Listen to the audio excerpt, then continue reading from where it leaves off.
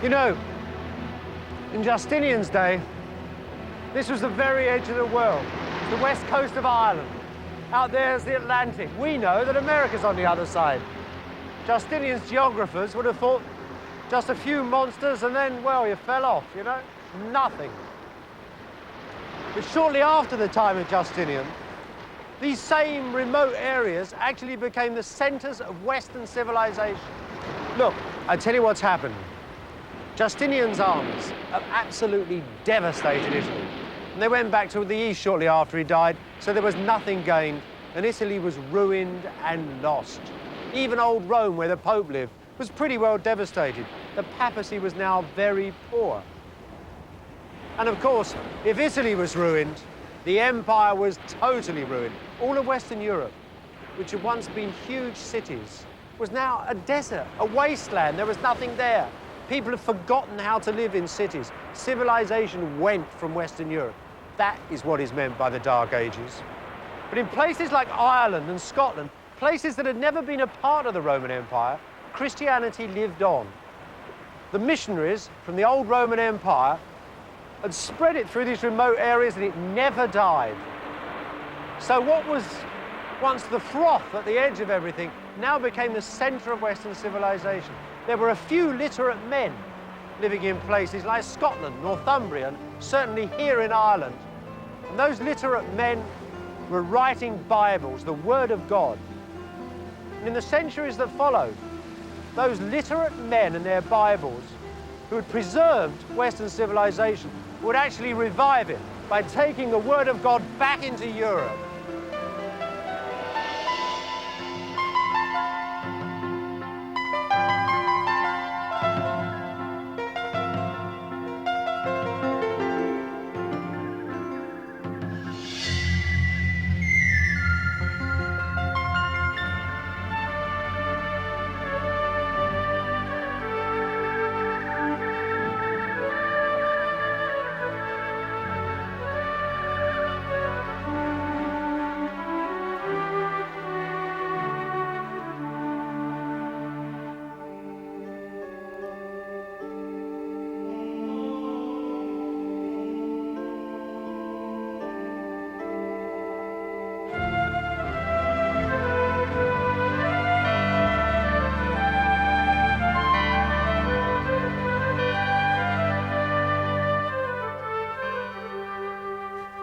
Dark Ages almost entirely disappeared.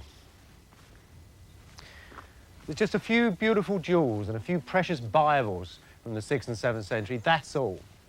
People of those days lived in buildings made of wattle and daub, and they just washed away.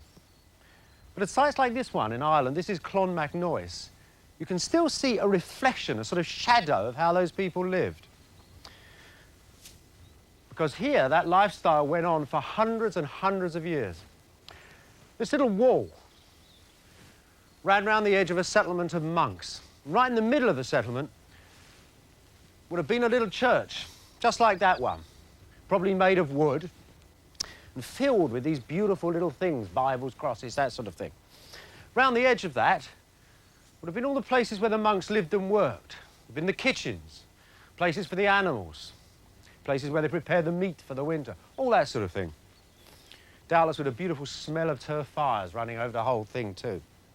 But the most amazing building here, the most extraordinary building, the thing that made these sort of places in the 6th and 7th century one of the centers of world culture, was the scriptorium, the places where the Bible was written. It was in places like that that men like Bede and Columbus spent their whole lives in meditation and writing the Bible.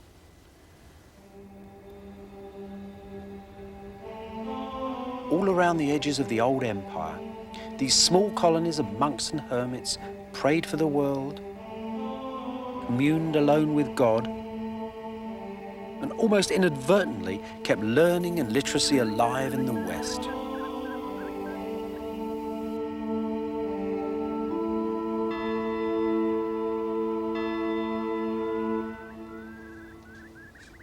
Can you imagine it? Stone cold. Winter and summer, perhaps the room filled with smoke from a fire, bracken over the ceiling, a small window, a little wax taper to light you, and a chair. That's all you had. And yet, you know, these people working like this made the most beautiful books in the world, some of the most beautiful manuscripts man has ever made. Books so beautiful that a few hundred years later, in Gothic times, people thought they'd been made by angels. They're famous today. The Lindisfarne Gospels, the Book of Kells, the Book of Durrow, the Catholic of St. Columba. The Catholic of St. Columba is the oldest manuscript known from Western Europe, 6th or 7th century, something like that, made in a little damp, dark room like this. Look, they've got the text from Italy. It's come up from the south, brought up from missionaries. It's a good Latin Bible, but all the pages, the decoration, are laced with their own lives. And filled in with that wonderful decoration and colour was all the events of their own lives, all the animals and plants that they knew. If they saw an otter taking a salmon by a stream, the little image would go in their Bible next to a picture of an evangelist. All the plants and everything you can think of, it was all there. There were others that were actually intent on re-Christianising Europe itself. They actually landed in France. They sent many students back to the Irish monasteries. English, French students came to places like Clonmacnoise to actually study the Word of God. Other monks went from Germany down the Rhine, Christianising Europe as they went, visiting the pagans, sometimes getting murdered. And some of the most famous churches and monasteries there now were actually founded by the Irish. And then, believe it or not, they moved actually back into Italy itself.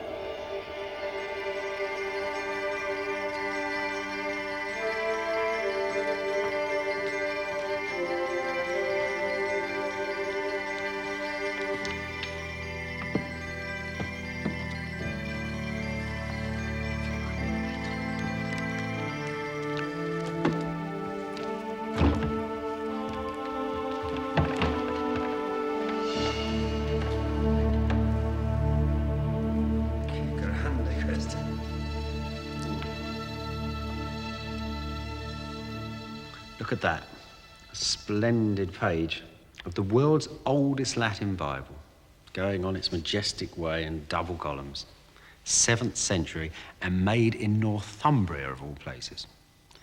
Now, how it ends up in Michelangelo's masterpiece of a library in Florence is a story of exquisite improbabilities.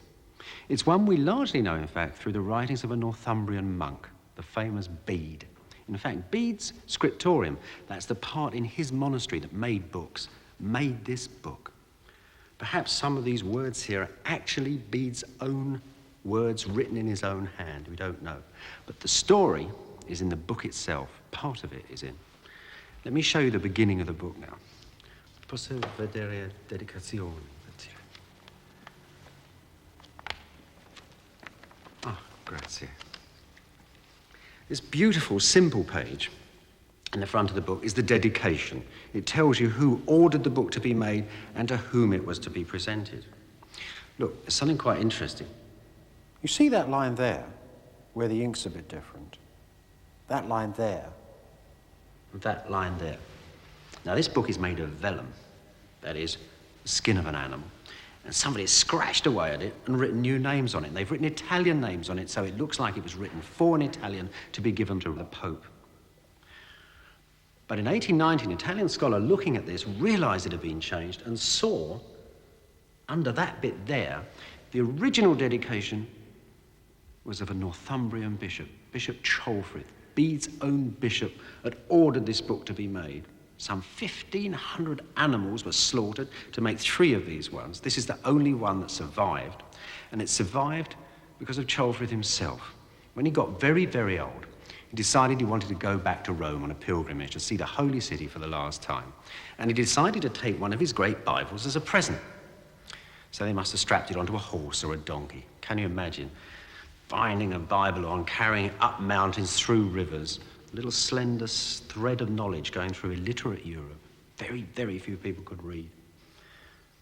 Anyway, the old man died in France, but the Bible somehow continued, and it got to Rome.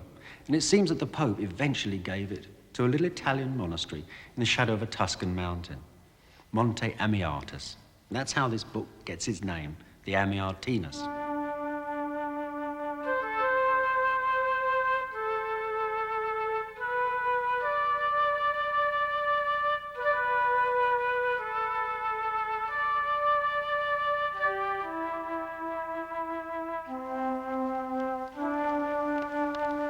even more extraordinary is this, perhaps the most famous page in the whole book. It's famous because it links this Bible from Jarrow with the real history of the Latin Bible. Remember Cassiodorus, that friend of Boethius who'd been murdered by the barbarian emperor? You remember he went to South Italy, and there he set up a sort of a monastery in which his monks sat down and got the Latin Bible and put it into its exact final form. Well, this is a picture of Cassiodorus. We know that because we know from other writings that Cassiodorus owned a certain set of Bibles. He owned one very famous set, a 9-volume Bible. And there it is, in the bookcase.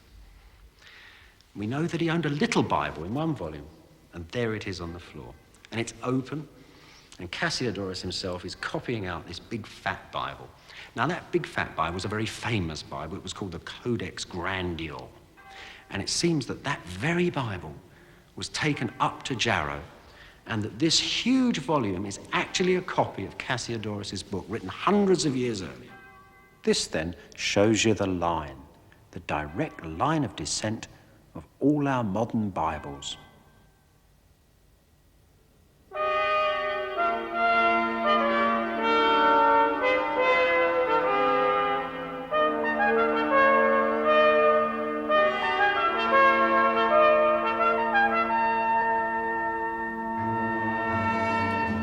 If there's one thing in the whole world which you can say lifted Europe out of the bogs of the Dark Ages and put it back onto the path of literacy and prosperity, it's this chair, or rather, it's the ideas that have come to surround it.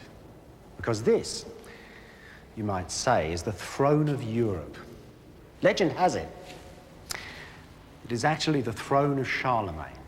Now, he was the king of the Franks. He ruled an area which was much of France and part of Germany, right down into Italy. And on Christmas Day 800, he was actually crowned an emperor by the Pope in Rome. This northerner was the first Holy Roman Emperor. And when he'd got home again to Germany, to the heart of his empire, to his great palace at Aachen, Charlemagne built himself this fine imperial chapel. The idea, of course, is there is a man, an emperor, sitting on the throne of Christendom who rules all of Europe with a just and fair hand, a pure Christian king, ruling an empire organized and controlled by the Bible itself. The Bible it is in this empire that's going to give people the dignity and the prosperity and the union with God.